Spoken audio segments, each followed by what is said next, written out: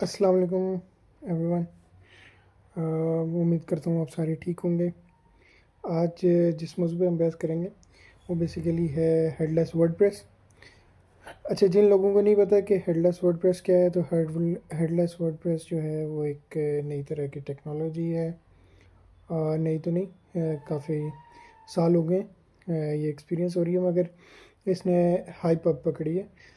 तो headless WordPress क्या होता है कि हेडलेस वर्डप्रेस में आप फ्रंट एंड और बैक एंड को डीकपल कर देते हो वर्डप्रेस के अंदर। यानी कि आपका जो फ्रंट एंड है वो किसी भी मॉडर्न टेक्नोलॉजी पे होता है, जैसे नेक्स्ट जेएस, रिएक्ट, एंगुलर या even H T M L, C S S, JavaScript, मगर सेपरेट होता है। वर्डप्रेस थीम बिल्डर के अंदर नहीं बन रहा होता, उससे सेपरेट होता है।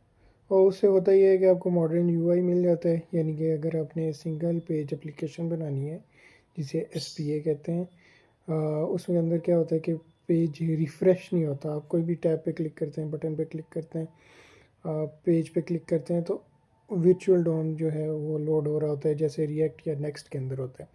अगर वो फीचर आप चाह रहे होते हैं तो आप वो नेक्स्ट और रिएक्ट के अंदर बना देते हैं एपीआईज़ की मदद से। वर्डप्रेस को कनेक्ट कर देते हैं, तो WordPress has a back and use हो रहा होता है।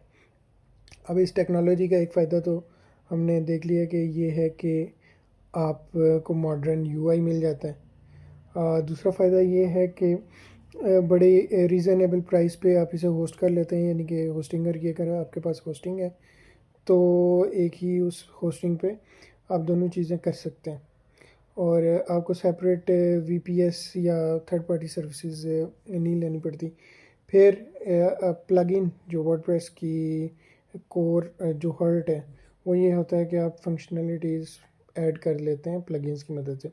तो वो जो प्लगइन्स हैं वो आप यूज़ कर सकते हैं, अपने फ्रंट एंड के साथ उसे कनेक्ट कर सकते हैं और एप्लीकेशन बना सकते हैं। और वर्डप्रेस की बात करें तो वर्डप्रेस जो है it's self very stable system.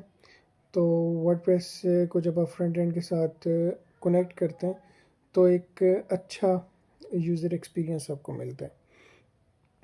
अब जहाँ पर इसके फ़ायदे हैं वहाँ पर नुकसान भी हैं।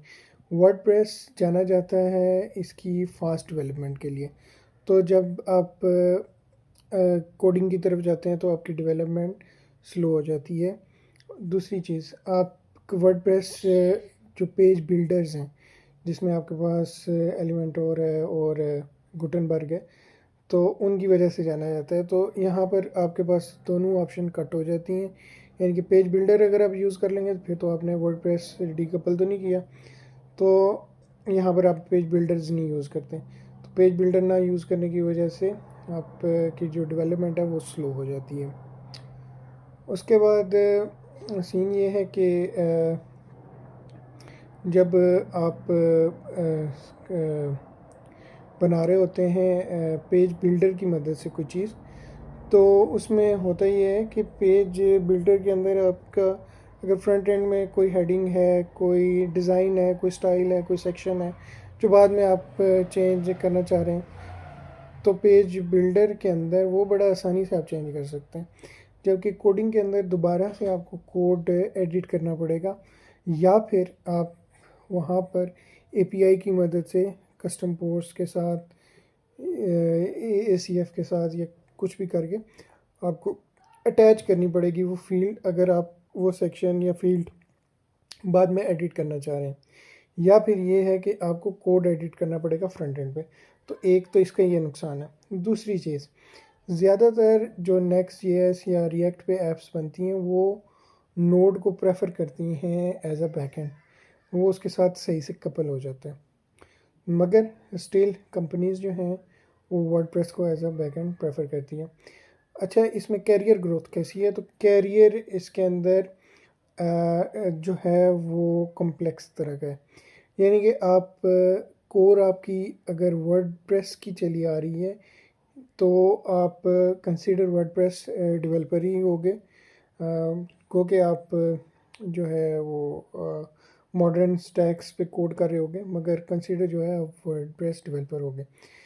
अगर आप फ्रंट एंड से आ रहे हो तो वर्डप्रेस आपके लिए फिर हेडलेस वर्डप्रेस से ज़्यादा प्रेफरेबल होता है कि आपकी बैकग्राउंड जो है वो फ्रंट एंड से आ रहा है और रिएक्ट और नेक्स्ट का आपका एक्सपीरियंस है, तो ये एक एडिशनल चीज़ ऐड हो जाती है और ये आपकी सीवी को बूस्ट करती है। बैरल ट्राई करने के लिए एक वंडरफुल टेक्नोलॉजी है। एक बार आपको ज़रूर ट्राई करनी चाहिए। आज की वीडियो यहीं तक रखते हैं, मिलते हैं फिर किसी वीडियो के साथ किसी और टॉपिक को डिस्कस करते हुए। तब तक ख्याल रखिए अपना।